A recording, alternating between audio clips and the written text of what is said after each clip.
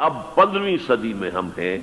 اب ایک بات میں کہہ رہا ہوں اور وہ میری ذاتی رائے ہے، گمان، اندازہ، اس میں مجھ سے اختلاف کرنے کا ہر ایک کو حق ہے۔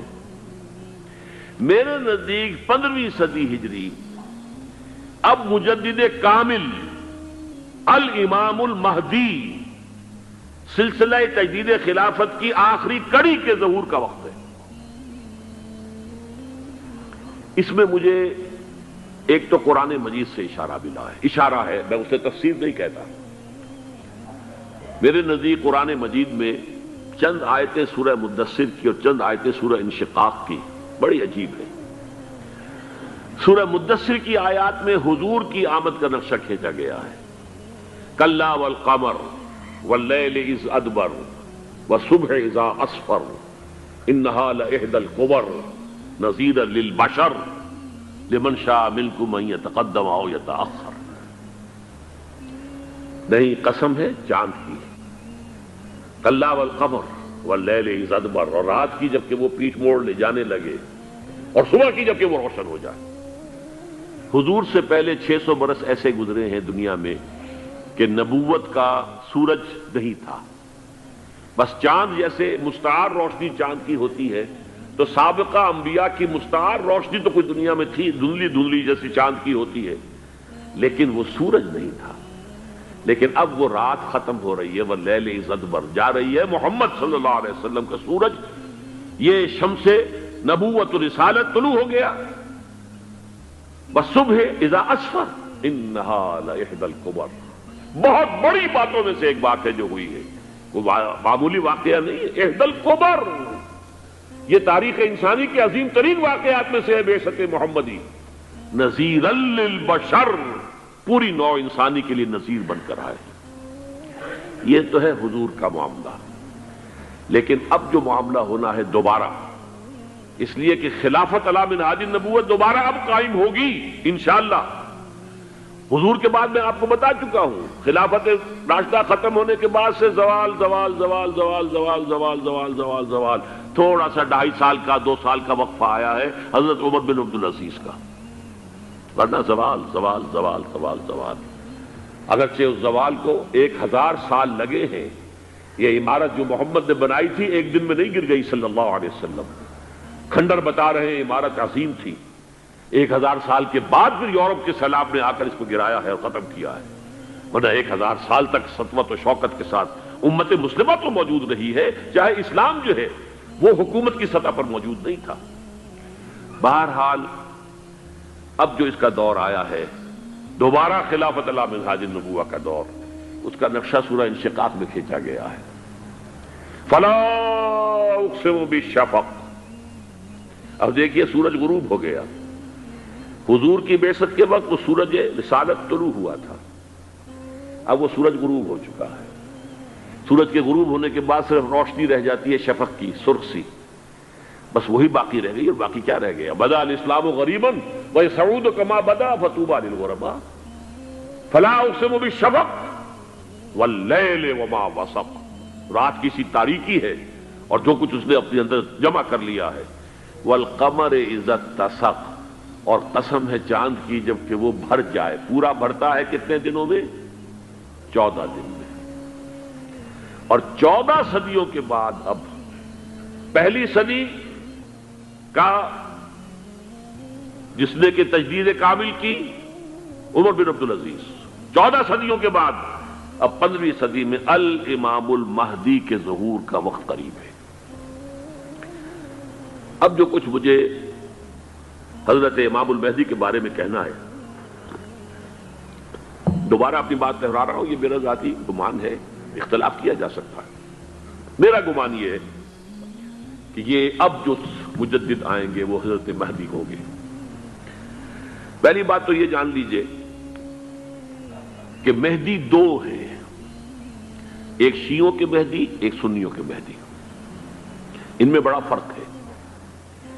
شیعہ حضرات مہدی کو مانتے ہیں، وہ ان کے 12ویں امام ہیں، ان کے عقیدے کے مطابق انہیں پیدا ہونے کے فوراً بعد اس اندیشے سے کہ انہیں قتل کر دیا جائے گا ایک غار میں چھپا دیا گیا تھا، تقریباً 1200 برس سے وہ اس غار کے اندر ہیں، وہ روپوش ہیں، چھپے ہوئے ہیں، اسی لیے انہیں امام غائب کہا جاتا ہے، اور اب ان کا انتظار ہو رہا ہے، اس لیے انہیں امام منتظر بھی کہا جاتا ہے۔ اس لیے شیعوں کے دارالعلوم جو ہوتے ہیں دارالعلوم المنتظر، وہ اس لیے کہ ان کا انتظار کیا جا رہا ہے۔ تو یہ ہے، اب وہ ان کا خیال ہے کہ آخری دور میں، آخری زمانے میں وہ ظاہر ہو جائیں گے، غار سے نکل آئیں گے۔ دیکھیے، میں اس عقیدے کو اس بنا پر رد نہیں کرتا کہ یہ ناممکن ہے کہ کیسے کوئی شخص جو ہے 1200 برس تک کسی غار کے اندر زندہ رہ سکتا ہے، نہیں، میں سمجھتا ہوں ممکن ہے۔ 300 برس تک اصحاب کہف رہے کہ نہیں رہے؟ سوئے رہے۔ 300 ایئرس ہم مانتے ہیں۔ حضرت عیسیٰ اسی حیات عرضی کے ساتھ 2000 سال سے موجود ہیں آسمان پہ کہ نہیں ہے؟ آپ کو معلوم ہے حضرت عزیر 100 برس تک مرنے کے بعد دوبارہ زندہ کر دیے گئے۔ فَأَمَاتَهُ اللَّهُ مِئَةَ عَامٍ ثُمَّ بَعَثَهُ۔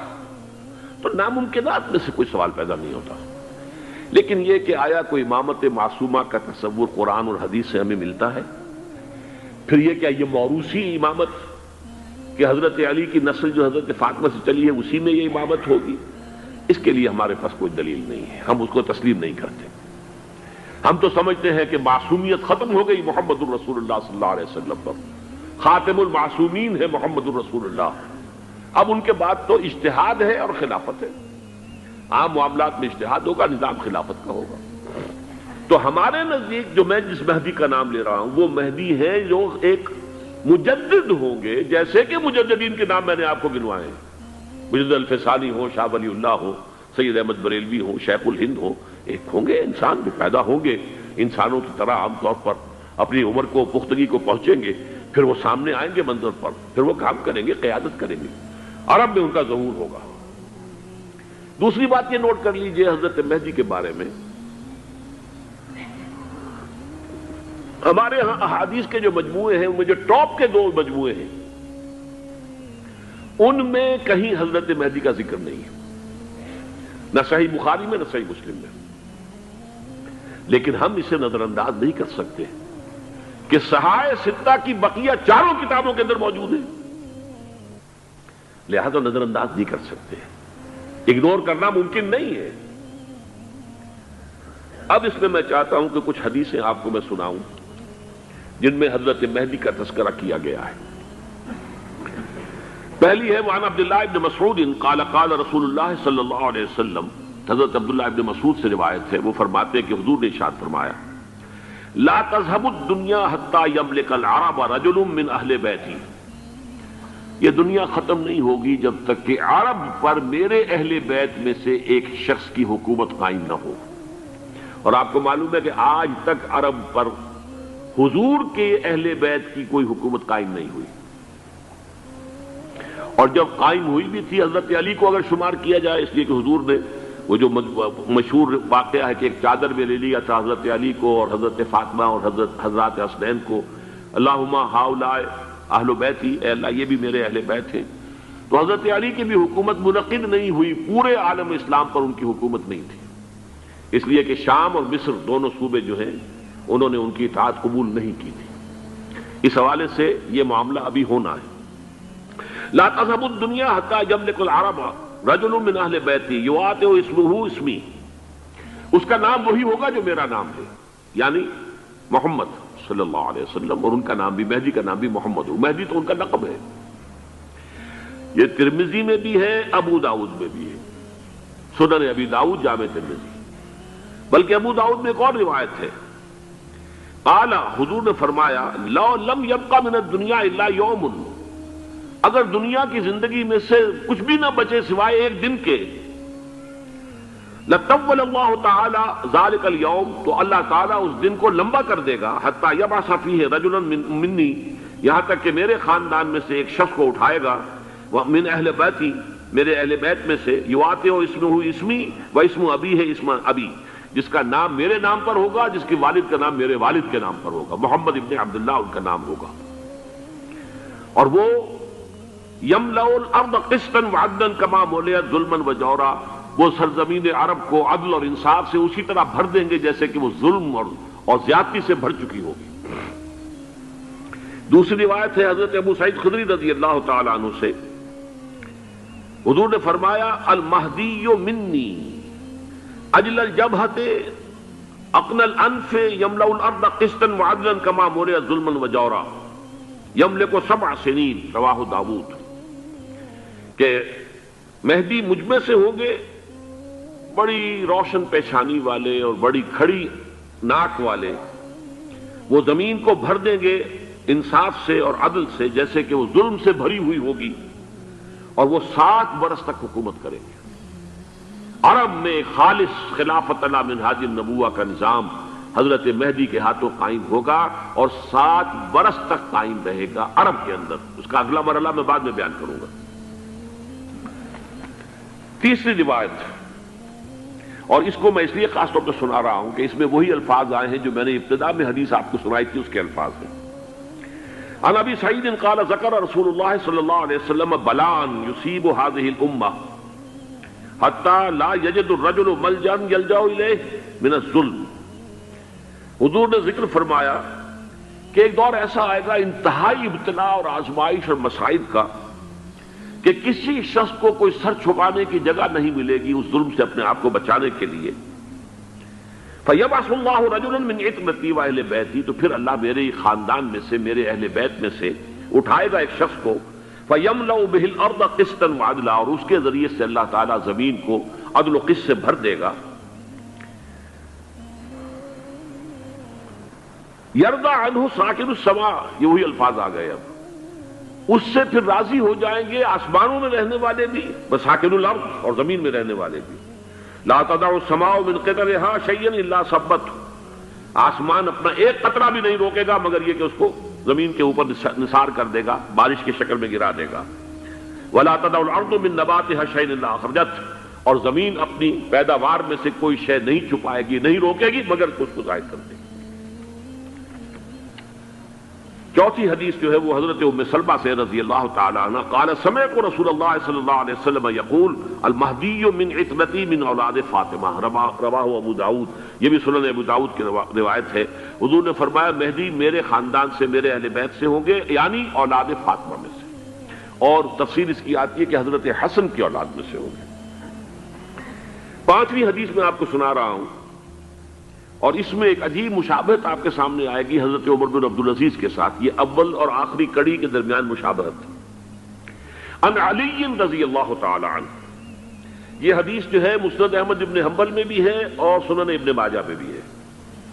قال قال رسول اللہ صلی اللہ علیہ وسلم المہدی منا اہل البیت یصلح اللہ فی لیلۃ، مہدی ہم میں سے ہوں گے، ہمارے اہل بیت میں سے، اور اللہ ایک ہی رات میں ان کی اصلاح کر دے گا۔ یعنی وہ پہلے سے کوئی زیادہ روحانی یا دینی کوئی اس سے طرح کی شخصیت نہیں ہوں گے، لیکن ایک ہی رات میں اللہ تعالیٰ ان کی سیرت و کردار کے اندر انقلاب عظیم برپا کر دے گا۔ جیسے کہ میں نے عرض کیا تھا آپ سے کہ عمر بن عبدالعزیز کی زندگی میں انقلاب عظیم آیا ہے، خلافت کا بوجھ پڑتے ہی کہاں وہ خوش باش اور خوش لباس اور خوش خوراک، وہ شہزادہ ٹھاٹ باٹ والا، جاگیر والا، گورنر کا بیٹا اور خود گورنر، اور کہاں یہ کہ اس کی وہ درویشی جو میرے نزدیک واللہ عالم، ڈرتے ڈرتے کہہ رہا ہوں، میرے نزدیک وہ حضرت ابو بکر، حضرت عمر اور حضرت علی کی درویشی کو بھی مات دے گئی۔ لیکن کنٹراسٹ بہت شدید ہے، وہاں جو بھی کچھ تھا وہ تدریجاً آیا تھا، ہوتے ہوتے ہوتے ایک انتہا، اور یہاں سڈن آیا۔ چھٹی حدیث، عن انس سمعت رسول اللہ صلی اللہ علیہ وسلم یقول نحن ولد عبد المطلب سعادت اہل الجنہ، ہم عبد المطلب کی جو اولاد ہیں اور نسل ہیں، ہم جنت کے سردار ہیں۔ اور پھر آپ نے نام گنوائے ہیں، انا وحمزۃ وعلی وجعفر والحسن والحسین والمہدی، میں خود اور حضرت حمزہ بنو عبد المطلب میں سے، عبد المطلب کے بیٹے، اور علی اور جعفر حضرت علی کے بھائی جعفر طیار، اور حسن اور حسین حضرت فاطمہ کے لخت جگر حضرت علی کے بیٹے، والمہدی، اور آخر میں جا کر پھر مہدی۔ اب میں آپ کو ایک حدیث سنانے چلا ہوں جس میں ایک عجیب نقشہ سامنے آتا ہے کہ یہ مہدی جب ظاہر ہوں گے تو کس طور سے ظاہر ہوں گے، ان کے ظہور کی کیفیت کیا ہوگی، کیف یظہر۔ یہ روایت ہے حضرت ام سلمہ سے رضی اللہ تعالی عنہا، حضور کی زوجہ محترمہ ہے، فرماتی ہیں ام سلمہ عن النبی صلی اللہ علیہ وسلم قال یکون اختلاف عند موت خلیفۃ، موت خلیفۃ، حضور نے فرمایا ایک خلیفہ کی موت پر اختلاف واقع ہو جائے گا، خانہ جنگی ہو جائے گی۔ فَيَخْرُجُ رَجُلٌ مِّنْ أَهْلِ الْمَدِينَةِ حَارِبًا إِلَىٰ مکہ، پھر مدینے کے لوگوں میں سے ایک شخص نکلے گا، بھاگے گا اور جا کر پناہ لے گا اور چھپ جائے گا مکے میں۔ فَيَأْتِيهِ نَاسٌ مِّنْ أَهْلِ مکہ، پھر اس کے پاس آئیں گے اہل مکہ، مکہ کے لوگ، فَيُخْرِجُونَهُ، اور اسے نکالیں گے، جہاں وہ چھپے ہوئے ہوں گے وہاں سے نکالیں گے۔ وَهُوَ كَارِهٌ، اور وہ بالکل اس کو پسند نہیں کر رہے ہوں گے، نہ وہ خواہش مند ہوں گے کہ ان کے ہاتھ پر بیعت کی جائے، نہ وہ یہ چاہیں گے کہ وہ میدان میں آئیں اور ان کو جو ہے اپنا لیڈر مانا جائے۔ وَهُوَ كَارِهٌ فَيُبَايِعُونَهُ بَيْنَ الرُّكْنِ وَالْمَقَامِ، لیکن لوگ جو ہے پھر اصرار کے ساتھ ان کے ہاتھ پر بیعت کریں گے رکن اور مقام کے درمیان۔ رکن وہ کونا ہے خانہ کعبہ کا جس میں حجر اسود لگا ہوا ہے، اور مقام ابراہیم جو ہے، ان دونوں کے مابین جو یہ علاقہ ہے یہاں پر وہ بیعت ہوگی۔ وَيُبْعَثُ إِلَيْهِ بَعْثٌ مِّنَ الشَّامِ، ان کے خلاف ایک لشکر بھیجا جائے گا شام سے۔ نہیں کہا جا سکتا کہ باسی حکومت اس وقت کی جو ہے اس کی طرف سے کوئی مسئلہ اس طرح کا اٹھ کھڑا ہو، اس لیے کہ ابھی تو بہرحال باسی حکومت وہاں ہے۔ فَيُخْسَفُ بِهِمْ بِالْبَيْضَاءِ بَيْنَ مَكَّةَ وَالْمَدِينَةِ، لیکن اللہ تعالیٰ اس لشکر کو مکے اور مدینے کے درمیان وادی بیضاء میں دھسا دے گا، زمین کے اندر پورے کے پورے لشکر کو۔ فَإِذَا رَأَى النَّاسُ ذَلِكَ، جب لوگ یہ دیکھیں گے اتنی بڑی نشانی ظاہر ہو گئی، أَتَاهُ أَبْدَالُ الشَّامِ وَعَصَائِبٌ من العراق فَيُبَايِعُونَهُ، اب شام سے سارے کے سارے جو اولیاء اللہ ہیں وہ بھی آئیں گے، اور عراق سے جوق در جوق لوگ آئیں گے اور ان سے بیعت کریں گے۔ وَيَعْمَلُ فِي النَّاسِ بِسُنَّةِ نَبِيِّهِمْ، پھر وہ عمل کریں گے لوگوں کے مابین، حکومت کریں گے اپنے نبی کی سنت کے مطابق۔ وَيُلْقِي الْإِسْلَامُ بِجَرَانِهِ، اور اسلام اپنی گردن زمین پر ٹکا دے گا۔ وَالْأَرْضَ فِي الْأَرْضِ، زمین میں۔ فَيَلْبَسُ 7 سنین، پھر وہ 70 برس تک حکمران رہیں گے، 7 برس تک حکمران رہیں گے۔ ثم يتوفى، پھر ان کا انتقال ہوگا۔ ويصلي عليه المسلمون، اور مسلمان ان پر نماز پڑھیں گے۔ میں تو جو احوال دیکھ رہا ہوں، یعنی اسرائیل کا قائم ہو جانا، اور اس کے بعد اب یروشلم کا مسلمانوں کے ہاتھوں سے نکل جانا، اور اب گویا کہ وہ الملحمۃ العظمیٰ جو ہے تلی کھڑی ہے، کسی بھی وقت جو ہے یہ جو ہے وہ لاوا پھٹ سکتا ہے، آتش فشاں پھٹ سکتا ہے۔ تو یہ تمام حالات ایسے ہیں کہ جن کی وجہ سے میں سمجھتا ہوں کہ ایک تو جو قرآن مجید کے اشارات میں نے آپ کو بتائے، 14 صدیاں، 14 دن میں چاند کا پورا ہونا، والقمر اذا اتسق، 14 دن میں 14ویں کا چاند۔ اسی طرح اب یہ 14 صدیوں کے بعد یہ صدی جو 15ویں صدی ہے، یہ در حقیقت ظہور امام مہدی کی صدی ہے۔ لیکن یہ کہ امام مہدی کی حکومت قائم کرنے کے لیے کون لوگ آئیں گے؟ عرب جو ہیں وہ اندر سے کھوکھلے ہو چکے ہیں، عیاشی نے، دولت نے، پیسے نے، دولت، پیسہ، عیاشی، اس کی وجہ سے کھوکھلے ہو چکے ہیں۔ سنن ابن ماجہ کی روایت ہے حضرت ابو ہریرہ سے رضی اللہ تعالی عنہ، قال قال رسول اللہ صلی اللہ علیہ وسلم اذا وقعت الملاحم بعث اللہ بعثا من الموالی ہم اکرم العرب فرسا واجودہ سلاحا یوید اللہ بہم الدین، رواہ ابن ماجہ عن ابی ہریرہ رضی اللہ تعالی عنہ۔ جب ملاحم کا دور شروع ہوگا تو اللہ تعالیٰ اٹھائے گا ایک لشکر یا لشکروں پر لشکر موالی میں سے۔ موالی کون ہے؟ عربوں نے جب فتح کیا تھا اس پورے علاقے کو خلافت راشدہ کے دوران، اور پھر وہ لوگ جو ہے، ایک رائے تو یہ تھی کہ انہیں غلام بنایا جائے سارے آبادیوں کو، لیکن یہ کہ حضرت عمر کا اجتہاد تھا، اس کے مطابق ان کو غلام نہیں بنایا گیا، تو وہ موالی کی حیثیت رکھتے ہیں۔ اربوں میں دم نہیں ہے، موالی میں سے لشکر اٹھیں گے کہ جو در حقیقت حضرت مہدی کی حکومت کو قائم کریں گے۔ دوسری حدیث سنیے، عن عبداللہ بن الحارث رضی اللہ تعالی عنہ، اور یہ ابن ماجہ کی روایت ہے، قال قال رسول اللہ صلی اللہ علیہ وسلم یخرج ناس من المشرق فیوقعون للمہدی یعنی سلطانی، لشکر نکلیں گے، لوگ آئیں گے مشرق سے اور وہ حضرت مہدی کی حکومت کو جمائیں گے اور قائم کریں گے۔ اب ذرا نوٹ کیجئے کہ جزیرہ نما عرب کے مشرق میں کون سے ملک ہیں؟ 3، ایران، افغانستان، پاکستان، یہ 3 سالڈ مسلم ممالک، مسلم آبادی اکثریت۔ ویسے تو یہ کہ آگے ہندوستان میں 20 کروڑ مسلمان ہیں، لیکن وہ 20 کروڑ جو ہے وہ تو 80 کروڑ کے اندر تحلیل ہو جاتے ہیں غیر مسلموں میں، لیکن یہاں جو معاملہ ہے یہ خالص اکثریت کے وہ۔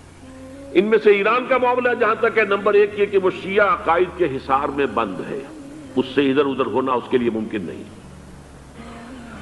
حدیث میں یہ بھی آتا کہ اصفہان سے 70,000 یہودی دجال کا ساتھ دیں گے، لیکن بہرحال خراسان ایک صوبہ ہے افغانستان کا اس وقت بھی شمال مشرقی کونے میں، مجھے امید ہے وہاں سے خیر کی، کیونکہ خراسان کا لفظ وہاں پہ شامل ہے، اور حضور کی حدیث میں بعد میں آپ کو سناؤں گا کہ خراسان سے فوجیں چلیں گی جو یروشلم کو دوبارہ حاصل کریں گی، فتح کریں گی، جیسے پہلے یروشلم کھویا عربوں نے تھا، دوبارہ حاصل کیا تھا کرد نے، کرد خون صلاح الدین ایوبی رحمت اللہ علیہ، ایسے اب پھر عربوں نے کھویا ہے، لیکن لینے والے خراسان سے لشکر آئیں گے۔ یخرج من خراسان رایات سود لا یردھا شیء حتی تنصب بإیلیا، خراسان کے علاقے سے کالے علم لے کر لشکر چلیں گے جن کے رخ کو کوئی موڑ نہیں سکے گا جب تک کہ وہ جا کر یروشلم میں نصب نہ ہو جائے۔ اس کے بعد نام آتا ہے پاکستان کا، یہ ہے میری اور آپ کی داستان، اور یہ ہے سبب جس کی وجہ سے کہ میں آپ سے یہ گفتگو کر رہا ہوں۔ اصل میں تو کس لیے؟ محض ایک علمی استفادہ، محض اپنی بات آراء کو ظاہر کرنے کا شوق نہیں، بلکہ یہ کہ اپنی ذمہ داری ہم پہچانے کہ ہم کس مقام پر کھڑے ہیں۔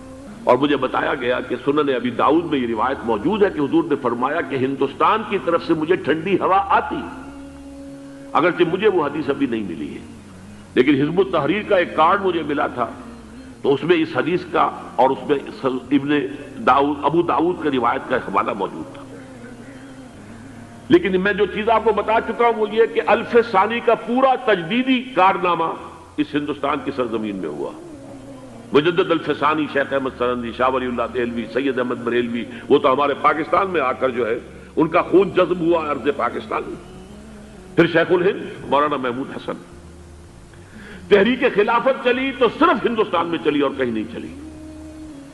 آزادی کی تحریک چلی پوری دنیا میں، وہ نیشنلزم کی بنیاد پر چلی، ملے نیشنلزم، عرب نیشنلزم، ترک نیشنلزم، ہمارے ہاں چلی تو اسلام کے نام پر پاکستان کا مطلب کیا؟ لا الہ الا اللہ۔ پھر پاکستان قائم ہوا معجزے کے طور پر، بلکہ نازل ہوا ہے لیلۃ القدر میں، انا انزلناہ فی لیلۃ القدر، جیسے قرآن نازل ہوا لیلۃ القدر میں، یہ پاکستان بھی نازل ہوا لیلۃ القدر میں۔ اس کا برقرار رہنا ابھی تک معجزہ ہے۔ ہندو یہ سمجھتا تھا، کانگریس سمجھتی تھی کہ جھٹپٹ ختم ہو جائے گا۔